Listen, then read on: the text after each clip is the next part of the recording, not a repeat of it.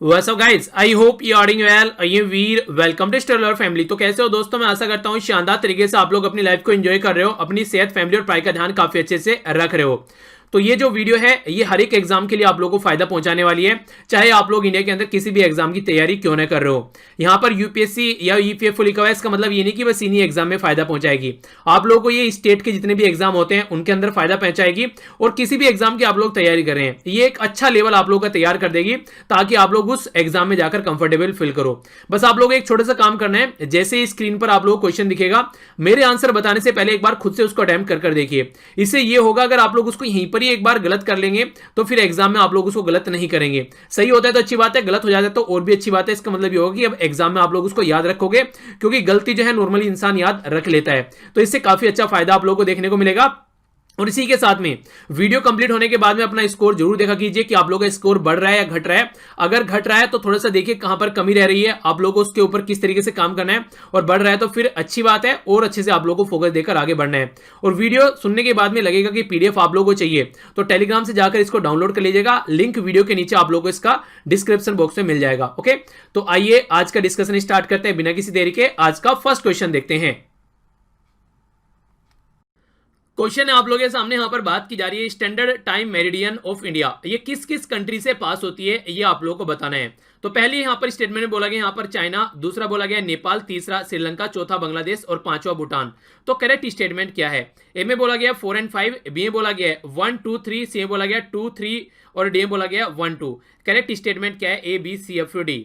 तो जो correct statement है यहां पर इसकी वो है डी, यानी कि फर्स्ट और सेकंड यहां पर सही है, पर लेकिन अगर बात करें बाकी के वो सारे गलत है। यानी कि चाइना और नेपाल से होकर गुजरती है ये लाइन, बाकी और किसी कंट्री से होकर नहीं गुजरती है। तो आंसर यहां पर इसका डी हो गया। आइए थोड़ा डिटेल में समझ लेते हैं ये लाइन एग्जैक्टली होती कहां पर है। तो यहाँ पर जो हमारी कंट्री से होकर गुजरती है ये 82.5 ईस्ट साइड में आप लोग यहाँ पर नजर आएगी। ये जो लाइन है यहाँ पर आप लोग देखते हैं, यहाँ पर नेपाल हो गया, ऊपर ये तिब्बत हो गया, और थोड़ा सा ऊपर जाएंगे तो आप लोग को चाइना नजर आ जाएगा। तो इससे होकर यहाँ पर ये गुजरती हुई आप लोगों के सामने नजर आ रही है। तो इसके बारे में हमारी कंट्री का जो टाइम पीरियड, हमारी कंट्री में जो टाइम ड्यूरेशन है वो इसी के बेस पर डिसाइड किया जाता है। क्वेश्चन एक और आप लोगों से यहां पर डिफरेंट पूछा जा सकता है कि ये किस किस राज्य से होकर गुजरती है। तो उत्तर प्रदेश हो गया, यहां पर ये छोटा सा मध्य प्रदेश से गुजर रही है, और इसी के साथ में ये हो गया छत्तीसगढ़, और नीचे आएंगे उड़ीसा, और ये हो गया आंध्र प्रदेश। तो यहां पर इन पर्टिकुलर राज्य से होकर ये गुजरती है। तो ये भी आप लोगों से पूछा जा सकता है। एग्जैक्ट जो लोकेशन कहां पर है इसकी हमारी कंट्री के अंडर में, अगर आप लोग इसको नापेंगे, जो काउंट है सेंटर है हमारी कंट्री में, तो ये है मिर्जापुर इन उत्तर प्रदेश। तो ये है एग्जैक्ट पोजीशन। तो इसके बारे में आप लोग आइडिया रख सकते हैं। आगे बढ़ते हैं। नेक्स्ट क्वेश्चन है आप लोगों के सामने, यहां पर बात की जा रही है चीफ जस्टिस ऑफ इंडिया के बारे में। तो कौन सी स्टेटमेंट यहां पर करेक्ट है ये आप लोगों को बताना है। Chief justice of India Ranjan Gogoi के द्वारा रिकमेंड किया गया अपने सक्सेसर को, जिनका नाम बोला गया यहां पर शरद अरविंद बोबडे। तो यहां पर कौन, यहां पर ये बोला गया शरद अरविंद बोबडे। तो ये इनका फर्स्ट स्टेटमेंट हो गया। सेकंड बोला गया कि 46 चीफ जस्टिस ऑफ इंडिया जो यहां पर अभी सीनियरिटी बेसिस पर हमारी कंट्री में ये पिक्चर में आने वाले हैं, यानी कि जो अपॉइंटमेंट होती है वहां पर सीनियरिटी बेसिस पे होती है और गवर्नमेंट इसमें कोई रोल प्ले नहीं करती है। तो कौन सी स्टेटमेंट यहां पर करेक्ट हो गई? ए में बोला गया 1 ओनली, बी बोला गया 2 ओनली, सी बोला गया बोथ 1 एंड 2, डी बोला गया none of the above. Correct statement यहां पर क्या है? A B C F D. तो जो करेक्ट स्टेटमेंट है यहां पर ये है इसकी फर्स्ट। ये जो यहां पर बोला गया है 46 चीफ जस्टिस, 46 नहीं है, ये 47 चीफ जस्टिस ऑफ इंडिया है। नेक्स्ट क्वेश्चन है यहां पर ये बात की जा रही है डिफेंस एक्वाइजेशन काउंसिल के बारे में, जिसको आप लोग शॉर्ट फॉर्म में डीएसीबी बोलते हैं। डिफेंस एक्वाइजेशन काउंसिल के बारे में कौन सी स्टेटमेंट करेक्ट है?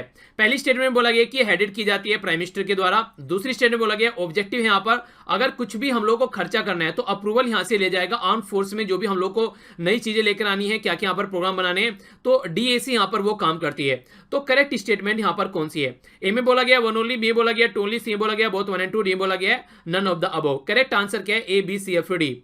तो जो करेक्ट आंसर है यहां पर इसका ये है बी। सेकंड स्टेटमेंट सही है, पर लेकिन फर्स्ट स्टेटमेंट यहां पर गलत है। रीजन क्या है? सेकंड स्टेटमेंट तो सही है, फर्स्ट स्टेटमेंट गलत होने का रीजन है क्योंकि डिफेंस मिनिस्टर जो होते हैं हमारी कंट्री में वो इस काउंसिल को चेयर करते हैं, वो इसके हेड होते हैं। और डिफेंस मिनिस्टर आज के डेट में कौन है हमारी कंट्री में? ये है राजनाथ सिंह जी। तो जो रक्षा मंत्रालय राजनाथ सिंह जी है वो यहां पर डीएसी को फंक्शन जो होता है वो कंट्रोल करते हैं। अगर हम लोगों ने अभी जैसे राफेल खरीदे, ठीक है, तो यहां पर ये सारा जो क्लियरेंस निकल के आता है है ये हमारी डिफेंस मिनिस्ट्री से निकल के आता है। तो कौन करता है यहाँ पर, ये डीएसी करती है यहाँ पर, जिसको हम लोग बोलते हैं डिफेंस एक्वाजिशन काउंसिल, यानी कि जो अधिग्रहण करना है, एक्वाजिशन का मतलब होता है खरीदारी करनी है। डिफेंस एक्वाजिशन काउंसिल के बारे में, डिफेंस एक्वाजिशन काउंसिल जो है ये हाईएस्ट डिसीजन मेकिंग बॉडी है डिफेंस मिनिस्ट्री के अंडर में। आप लोगों को देखने को मिलेगी क्या क्या नई पॉलिसीज होती हैं और क्या क्या एक्वायर करने हैं, उसके ऊपर ये काम करती है, आप लोगों को नजर आती है।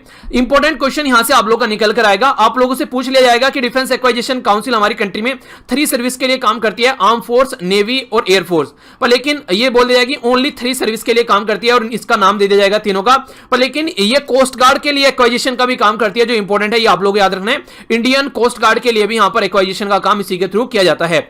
मिनिस्ट्री ऑफ डिफेंस जो है यहाँ पर चेयरमैन होते हैं इस काउंसिल के, जो कि आप लोगों को बताना है कौन होते हैं, जिनका नाम मैंने अभी आप लोगों को बताया। और इसी के साथ में इसको बनाया कब गया था, देखिए कोई भी काम जब करता है इंसान, जब उसके सर से पानी उतर जाता है, तो यहाँ पर हमारी कंट्री में जब 1999 की यहाँ पर ये कारगिल वॉर हुई थी, उसके बाद में लगा कि कुछ चेंज करना है, तो तब यहाँ पर चीजों को चेंज किया गया और रिफॉर्मिंग द नेशनल सिक्योरिटी के नाम से यहाँ पर एक ग्रुप ऑफ मिनिस्टर यहाँ पर बनाया गया, जिनके द्वारा रिकमेंड किया गया कि डिफेंस एक्वाजिशन काउंसिल यहाँ पर होती है। तो ये काफी इंपॉर्टेंट है। डिफेंस मिनिस्टर भी आप लोगों को यहां पर देखने को मिलेंगे, इसी के साथ में तीनों जो फोर्सेज हैं उनके चीफ आप लोगों को यहां पर नजर आएंगे, और भी कई सारी पर्सनैलिटी इस काउंसिल के अंदर देखने को मिलती है। पर लेकिन ये नहीं, आप लोगों से नॉर्मली चेयरमैन पूछा जाता है कौन है यहां पर, तो उसके बारे में आप लोग जरूर याद रखिएगा, ठीक है। तो कौन है चेयरमैन, आगे बढ़ते हैं। तो आंसर यहां पर बी हो गया, आगे बढ़ते हैं। नेक्स्ट क्वेश्चन यहां पर बात कर रहा है प्रेस फ्रीडम इंडेक्स के बारे में, तो इसके बारे में कौन सी स्टेटमेंट करेक्ट है। सबसे पहले बोला गया कि ये जो रिलीज किया जाता है एसोसिएशन फॉर डेमोक्रेटिक रिफॉर्म यानी कि एडीआर के द्वारा पब्लिश किया जाता है, ये मेजर करता है यहाँ पर जो प्रेस फ्रीडम है उसके बारे में, क्वालिटी ऑफ जर्नलिज्म के बारे में, ह्यूमन राइट वायलेशन के बारे में इन जनरल और अदर थिंग, तो ये सारी चीजें यहाँ पर ये काउंट करके चलता है। तो करेक्ट स्टेटमेंट क्या है, ए में बोला गया 1 ओनली, बी बोला गया 2 ओनली, सी बोला गया बोथ 1 and 2, डी बोला गया none of the above. A B C F D सही आंसर क्या है, सही आंसर है यहाँ पर इसका डी, यानी कि दोनों ही स्टेटमेंट यहाँ पर इनकरेक्ट है। रीजन क्या है, सबसे पहले यहाँ पर जानते हैं फर्स्ट स्टेटमेंट के बारे में। ये जो पब्लिश किया जाता है ये रिपोर्टर्स विदाउट बॉर्डर के द्वारा यहाँ पर ये पब्लिश किया जाता है, ना कि ये एडीआर के द्वारा पब्लिश किया जाता है। दूसरी बात में जो बोला गया यहाँ पर, ये बोला गया है कि ये काउंट करता है quality of journalism, human right violation, नहीं, यहाँ पर जो प्रेस फ्रीडम के बारे में बात करता है, बेसिकली ये जर्नलिज्म की क्वालिटी के बारे में बात नहीं करता है, और ना ही यहाँ पर ये ह्यूमन राइट वायलेशन के बारे में बात करता है। तो यहाँ पर ये भी यहाँ पर गलत स्टेटमेंट दी गई है। और अगर हम लोग यहां पर बात करते हैं इंडिया की रैंकिंग की, तो जो इंडिया की रैंक है यहां पर 138 थी लास्ट ईयर, और इस बार जो हमारी रैंक हो गई है वो 140 हो गई है। तो इसकी वजह से हमारी जो रैंक है वो और भी ज्यादा यहां पर डाउन आ रही है, क्योंकि हमारी कंट्री में जो ज्यादा फ्रीडम प्रेस देखने को नहीं मिल रही है। जैसे आप लोग अभी देखते हैं आर्टिकल 370 हटाया गया, तो मीडिया को बिल्कुल भी अलाउ नहीं किया गया। तो ऐसे बहुत सारे केसेस हमारी कंट्री में देखने को मिल रहे हैं। तो आंसर डी हो गया, आगे चलते हैं। नेक्स्ट क्वेश्चन है आप लोगों के सामने, यहां पर बात कर रहा है डिफिशियंसी विटामिन के बारे में, और उसकी वजह से कौन सी बीमारी हो रही है, ये आप लोगों को मैच करना है। सबसे पहले बोला गया पुअर विजन और loss of vision in darkness, ये विटामिन डी की वजह से होता है। वीक जो मसल्स होती हैं और very little energy to work जो बचती है, वो विटामिन B1 की कमी से होता है। ब्लीडिंग गम्स जिसकी वजह से जो काफी लॉन्गर टाइम लेते हैं हील होने में, ये विटामिन ए की वजह से होता है। तो करेक्ट स्टेटमेंट क्या है, ए में बोला गया 1 and 2, बी में बोला गया 3 ओनली, सी में बोला गया 2 ओनली, डी में बोला गया 1 and 3 ओनली। करेक्ट स्टेटमेंट क्या है, A B C F D. तो जो करेक्ट स्टेटमेंट है यहाँ पर सी, यानी कि सेकंड स्टेटमेंट यहाँ पर सही है। जो वीक मसल और वेरी लिटिल एनर्जी, ये विटामिन B1 की वजह से आप लोगों को देखने को मिलती है। पुअर विजन और loss of vision in darkness, ये आप लोगों को जो प्रॉब्लम नजर आएगी ये विटामिन ए की वजह से होती है, ना कि डी की वजह से। ब्लीडिंग गम्स जो काफी लॉन्गर टाइम लेते हैं यहाँ पर, ये इस तरीके की कंडीशन जब बनती है ना, जब एक तरीके से मसूड़ों से खून आने लगता है, तो ये जो कंडीशन होती है यहाँ पर, ये विटामिन सी की वजह से होती है, ना कि ए की वजह से। तो इस तरीके से ये डायरेक्ट आप लोगों से एग्जाम में क्वेश्चन पूछ लिया जाता है मैच करने के लिए, तो इसके बारे में आप लोग जरूर आइडिया रखिएगा। आगे बढ़ते हैं। नेक्स्ट क्वेश्चन यहां पर बात कर रहा है कि कौन सी कंट्री वर्ल्ड में सबसे ज्यादा पाम ऑयल प्रोड्यूस करती है, इसको बोलते हैं ताड़ का तेल। तो यहां पर कंट्री के नाम है आप लोगों के सामने, ए में बोला गया मलेशिया, बी में बोला गया इंडोनेशिया, सी में फिलीपीन और डी में चाइना। करेक्ट स्टेटमेंट क्या है, A B C F D. तो जो करेक्ट स्टेटमेंट है यहाँ पर ये है इसकी बी, यानी कि इंडोनेशिया। इंडोनेशिया वर्ल्ड में सबसे ज्यादा पाम ऑयल प्रोड्यूस करती है, और इंडोनेशिया और अगर मलेशिया को आप लोग साथ में ऐड कर देंगे तो लगभग 85 से 90% जो वर्ल्ड का तेल है यहाँ पर ये पाम ऑयल, ये दोनों कंट्री यहाँ पर प्रोड्यूस करती हैं। तो काफी इंपॉर्टेंट है खासकर इंडिया के पॉइंट ऑफ से, क्योंकि वर्ल्ड में सबसे सेकंड लार्जेस्ट पॉपुलेशन हमारी कंट्री की है। तो जो रिक्वायरमेंट होती है तो हम लोग यहाँ से इंपोर्ट करते हैं ये सारी चीजें। वर्ल्ड में सबसे ज्यादा प्रोड्यूस करती है इंडोनेशिया, फिर मलेशिया, फिर थाईलैंड और चौथे नंबर पर है कोलंबिया। तो इन चारों कंट्री के नाम आप लोग याद रख सकते हैं। इंपॉर्टेंट क्वेश्चन है, यहां पर बात की जा रही है कर्नल च्वेंग रिनचिन ब्रिज के बारे में। तो इसके बारे में कौन सी स्टेटमेंट सही है? यहां पर कर्नल च्वेंग रिनचिंग, ठीक है। तो ये ब्रिज अभी बनाया गया है, तो करेक्ट स्टेटमेंट बतानी है। बोला गया है ये जो बनाया गया है बॉर्डर रोड ऑर्गेनाइजेशन, जिसको शॉर्ट फॉर्म में आप लोग ब्रो बोलते हैं, इसके द्वारा बनाया गया है। दूसरा बोला गया है ये ईस्टर्न लद्दाख साइड में पाकिस्तान के साथ में कनेक्ट करता है। तीसरा बोला गया ये highest altitude all weather permanent bridge है। चौथा बोला गया ये श्योक रिवर के ऊपर बनाया गया है। तो करेक्ट स्टेटमेंट कौन सी है? ए में बोला गया 1 2 3, बी में बोला गया 1 ओनली, सी में बोला गया 1 3 4 और डी में बोला गया 1 एंड 2। तो करेक्ट स्टेटमेंट कौन सी है? A B C F D. Correct statement है यहाँ पर इसकी सी, यानी कि 1 3 एंड 4 सही है, पर लेकिन सेकंड यहाँ पर गलत हो गई। रीजन क्या है? रीजन यहाँ पर है ये पाकिस्तान के साथ में कनेक्टेड नहीं है, ये चाइना की लगभग 45 किलोमीटर बॉर्डर है चाइना के साथ में, उसके साथ में यहाँ पर आप लोग कनेक्ट नजर आएगा ईस्टर्न लद्दाख वाली साइड में। तो ये जो सेतु है हमारी कंट्री का एक ऑल वेदर यानी कि हर एक मौसम में यहाँ पर ये काम करने वाला है, जो कि श्योक रिवर के ऊपर बनाया गया है। ये यहाँ पर अगर आप लोग देखेंगे लेह और काराकोरम जो पास है, उन दोनों के बीच में जो रोड है उसको कनेक्ट करता है, जो कि बॉर्डर रोड ऑर्गेनाइजेशन के द्वारा बनाया गया है। तो आंसर यहाँ पर इसका सी हो गया। आगे बढ़ते हैं। नेक्स्ट क्वेश्चन यहां पर बात कर रहे हैं ये किसके बारे में? Khadi and village industry commission के बारे में।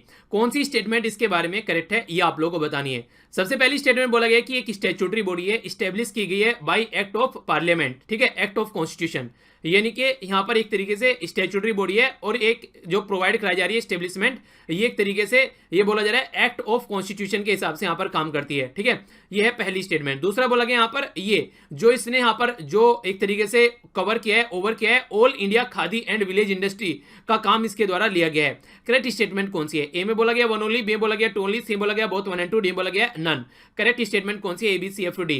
करेक्ट स्टेटमेंट है यहाँ पर बी, यानी कि फर्स्ट स्टेटमेंट यहाँ पर गलत हो गई। ये जो है एक तरीके की स्टैट्यूटरी बॉडी है जो कि पार्लियामेंट एक्ट के द्वारा हमारी कंट्री में स्टैब्लिश की गई थी 1956, यानी कि संविधान में इसके बारे में कुछ भी नहीं लिखा हुआ है, ठीक है। इसी के साथ में यहाँ पर बात की जाए तो इसके द्वारा जो वर्क लिया गया है all India khadi and village industry board का वर्क इसके द्वारा लिया गया है। तो यहाँ पर जो ये बोर्ड था अब कमीशन में कन्वर्ट हो गया है, तो इसलिए यहाँ पर ये अब और अच्छे से वर्क कर पाएगा।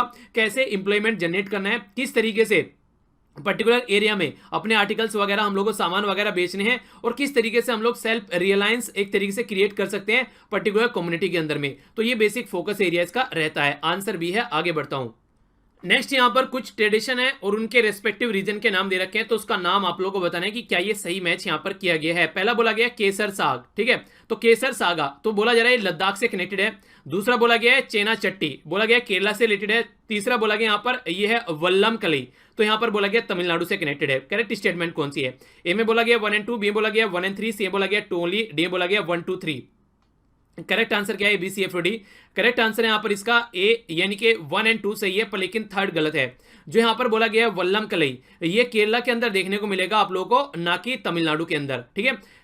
इसके बारे में थोड़ा सा और जान लेते हैं आखिर क्या क्या बातें हैं। बात की जा रही है यहाँ पर केसर सागर के बारे में। केसर सागर जो है यहाँ पर ये एक तरीका ट्रेडिशन है, जो कि एक तरीके से आप लोग बोल सकते हैं परफॉर्मेंस है, जो कि मुस्लिम और बुद्धिस्ट के द्वारा मिलकर दोनों को लद्दाख वाले रीजन में इसको एक तरीके से सेलिब्रेट किया जाता है। चेना चट्टी यहाँ पर बेसिकली यहाँ पर चाइनीज फिशिंग नेट है, जिसका चेना वाला जिसका नाम बोला जाता था, और उसको फ्राई करने के लिए जो मछलियां पकड़ी जाती है, यूटेंसिल जो यूज किया जाता है, उसको चेना चट्टी बोलते हैं। तो केरला वाले रीजन में ये यूज किया जाता है, और ये माना जाता है कि जो ये वर्ड है यहाँ पर चेना, ये निकल कर आ रहा है चाइना की साइड से, ठीक है। बाकी यहाँ पर बात की जा रही है वल्लम कलाई के बारे में, वल्लम कली के बारे में। तो ये जो ट्रेडिशन है केरला के अंदर आप लोगों को देखने को मिलेगी, जो ये एक बोट रेस है यहाँ पर केरला के अंदर में, ठीक है, ना कि तमिलनाडु के अंदर में। तो आंसर यहाँ पर ए हो गया। आगे बढ़ता हूं। नेक्स्ट क्वेश्चन यहां पर बात कर रहे हैं वियना कन्वेंशन के बारे में। तो वियना कन्वेंशन के बारे में कौन सी स्टेटमेंट करेक्ट है, ये आप लोगों को बतानी है। पहली स्टेटमेंट बोला गया कि ये रेक्टिफाई किया गया है 194 कंट्रीज के द्वारा। दूसरा बोला गया जो डिप्लोमेट्स हैं एक कंट्री के दूसरी कंट्री में जो जाते हैं, वो अपनी ड्यूटी और जो फंक्शन है वो बिना किसी हरासमेंट और फियर के वहां पर उस कंट्री में अपने परफॉर्म कर सके फंक्शन, इसके लिए वियना कन्वेंशन पिक्चर में रहता है। तो करेक्ट स्टेटमेंट क्या है? ए में बोला गया 1 ओनली, बी बोला गया 2 ओनली, सी बोला गया बोथ 1 एंड 2, डी बोला गया नन। करेक्ट स्टेटमेंट क्या है? A B C F D. Correct statement है यहाँ पर इसकी बी, यानी कि सेकंड स्टेटमेंट सही है, पर फर्स्ट स्टेटमेंट यहाँ पर गलत है, क्योंकि ये जो रेक्टिफाई किया गया है ये 192 कंट्री के द्वारा यहाँ पर रेक्टिफाई किया गया है, और इंडिया और पाकिस्तान भी यहाँ पर दोनों मेंबर है जिनके द्वारा इसको रेक्टिफाई किया जा चुका है। इसलिए यहाँ पर जब कुलभूषण यादव जी का केस आता है तब यहाँ पर ये आप लोग को न्यूज में नजर आता है। तो इसके बारे में आप लोग आइडिया रख सकते हैं, अगर क्वेश्चन बने तो आप लोगों को इसके बारे में पता होना चाहिए। क्योंकि हमारी कंट्री के जो नेवल ऑफिसर है कुलभूषण जाधव, जब यहां पर ये पाकिस्तान की पकड़ में है यहां पर, तब से लेकर यहां पर इसके बारे में हम लोग बात करते हैं, पहली बात। दूसरी बात, यहां पर जब आप लोगों को पता होगा पुलवामा अटैक के बाद में हमारी कंट्री के बारे में द्वारा बालाकोट स्ट्राइक की गई, तो तब से लेकर भी यहां पर काफी लार्ज स्केल पर कंडीशन ये देखने को मिली, तो ये कन्वेंशन यूज किए गए हमारी कंट्री में। पर लेकिन पाकिस्तान जो है वो कई बार इसको सपोर्ट नहीं करता है, अपनी मनमानी करता है, तो इसके चलते भी ये काफी न्यूज में रहता है। तो इसके बारे में ये कुछ बातें हैं जो आप लोग याद रख सकते हैं, ये कई बार आप लोगों से एग्जाम में क्वेश्चन पूछ ले जाते हैं। तो डिप्लोमेट्स जो होते हैं उनको इम्यूनिटी प्रोवाइड कराने की कोशिश करता है ताकि उनका हरासमेंट न किया जा सके, ठीक है। तो ये था टोटल आज का डिस्कशन। आई होप कि आप लोगों ने एंजॉय किया होगा। मिलता हूं नेक्स्ट लेक्चर में जो कि होगा द हिंदू न्यूज़पेपर का डिस्कशन। तब तक के लिए thanks a lot for listening. बड़ों को नमस्ते, छोड़ों को प्यार, छोटी सी लाइफ एंजॉय करा। तब तक के लिए जय हिंद।